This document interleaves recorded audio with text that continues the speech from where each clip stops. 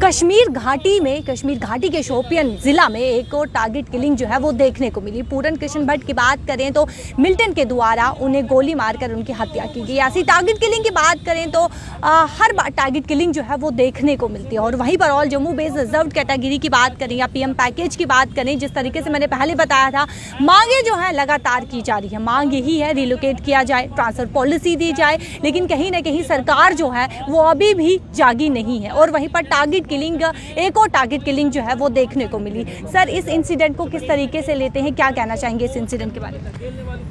देखिए, ये बहुत दुखद घड़ी है हमारे लिए भी और जिनके घर में ये किलिंग हुई है उनके लिए भी। बहुत अजीब सी बात है कि हम अपने घर में भी सुरक्षित नहीं। जब अपने घर में ही सुरक्षित नहीं है आप, तो फिर सुरक्षित कहाँ हैं?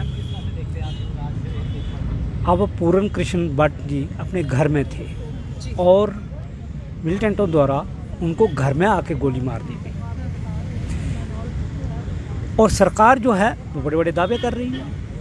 हमारे माननीय डिवकम जी वो लगातार हमारे ऑर्डर पर ऑर्डर निकाल रहे हैं कि आके ज्वाइन करो। तो मैं उनको कहना चाहता हूं कि आप जा तो खबर नहीं सुनते, जा आप सोए हुए हैं। आखिर क्या बात है, आपको क्यों दिखता नहीं है?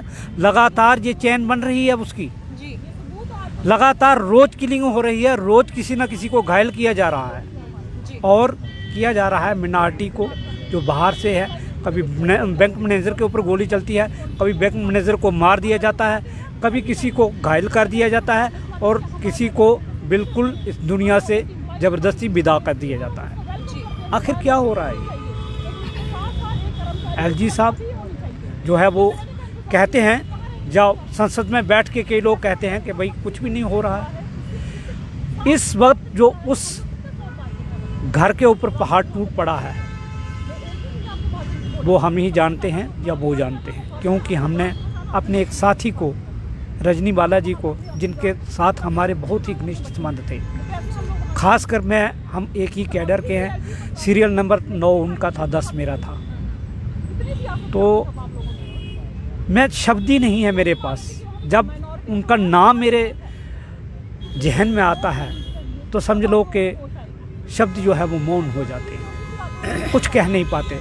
आज भी ऐसा लगता है कि जो है वो यही हमारे आसपास है। लेकिन सत्य तो ये है कि उनकी ड्यूटी पर स्कूल के अंदर जो है उनको गोली मार दी गई। आखिर कोई कहे कि उन्होंने आखिर क्या गुनाह किया था?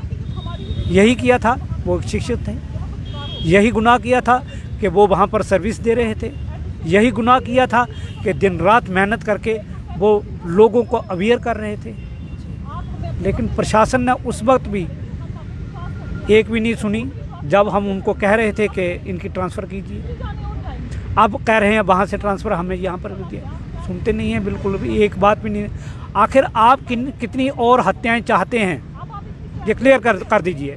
आखिर कब तक ये खून खराबा बहाते रहेंगे? कितनी नदियाँ भरेंगे उसकी खून की? आखिर कितने लोगों को आप यतीम करेंगे? कितने बच्चों के माँ बाप को जो है वो इस दुख की पीड़ा में धकेलेंगे? कितने लोगों के साये को आप उनके सिर से हटाएंगे?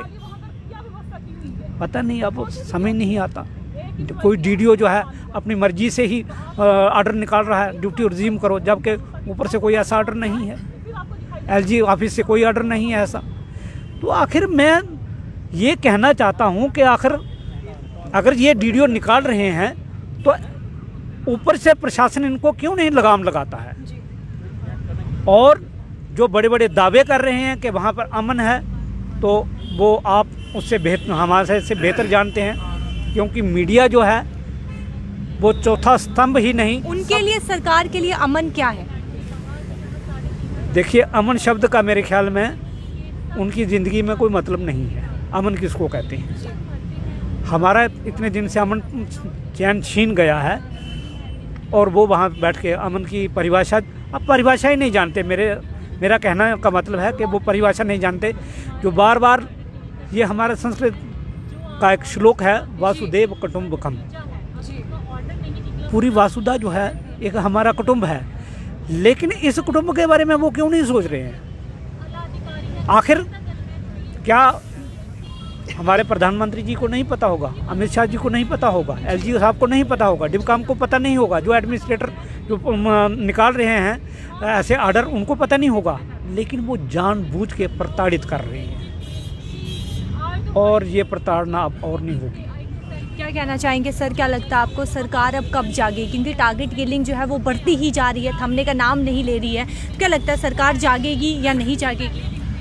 मैडम शुक्रिया मैडम आपका हमारे इस दर्द को और समझने के लिए और महसूस करने के लिए। आज जो दुखद खबर आई 1 घंटा पहले कि वहाँ पर एक माइनॉरिटी कश्मीरी भट्ट जो है उनकी घर के अंदर जो है हत्या हो गई है, बड़ा दुख होता है। एक रोंगटे खड़े हो जाते हैं कि वो किसी का बाप था, किसी का पति था, किसी का बच्चा था।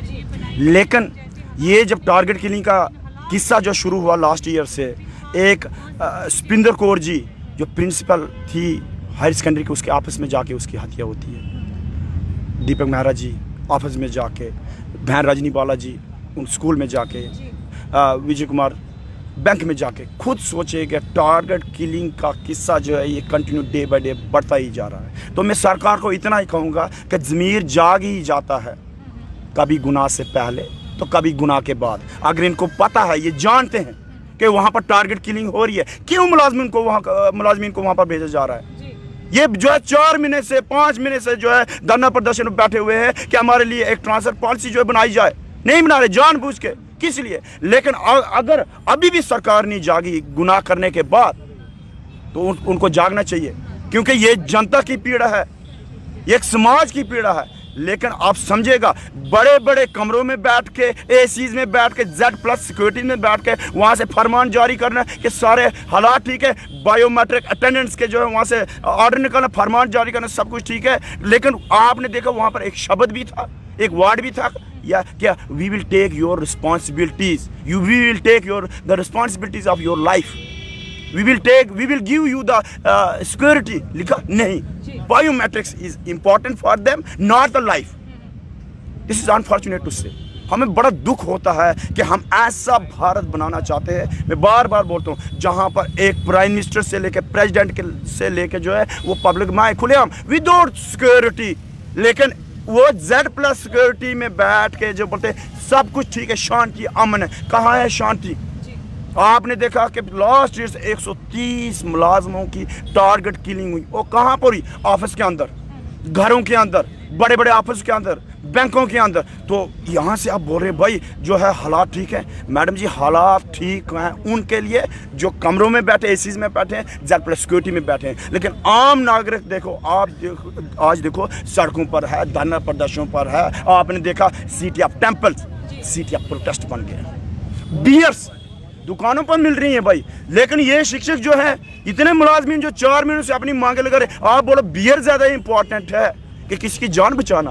भाई किसी की जान बचाओ, किसी मुलाजिम को बचाओ, किसी मजदूर को बचाओ। ये बड़ा दुख होता है कि हम खुद जो है अपने मुल्क को कमज़ोर कर रहे हैं। जी बहुत दुखद समाचार जो है वो सामने आया है कि एक पूरन कृष्ण भट्ट की बात करें तो पूरन कृष्ण भट्ट जो कि माफ़ कीजिएगा कश्मीर घाटी के शोपियान ज़िले में उनकी हत्या जो है वो की जाती है। मिल्टन द्वारा गोली चलाई जाती है और हॉस्पिटल में जब उन्हें लिया जाता है तो तब उनकी वहाँ पे मौत हो जाती है। और बहुत दुखद समाचार जो है वो सामने आया। और वहीं पर टारगेट किलिंग की बात करें तो टारगेट किलिंग जो है वो बढ़ती हुई नज़र आ रही है, रुकने का, थमने का नाम नहीं ले रही है। और वहीं पर इनका all Jammu based reserve category का यही कहना है कि ट्रांसफ़र पॉलिसी जो है, हमारी मांगें जो है वो पूरी की जाए। और इनका ये भी कहना है कि हम कश्मीर घाटी में अपने आप को सेफ फील नहीं करते हैं। साफ तौर पर आप सुन चुके हैं। आपकी क्या कुछ राय, अपनी राय जो है वो कमेंट सेक्शन पर ज़रूर रखिएगा। देखते रहिए टीवी नेटवर्क न्यूज़ अपडेट्स के साथ शिल्पा शर्मा के साथ कैमरा पर्सन गोपाल।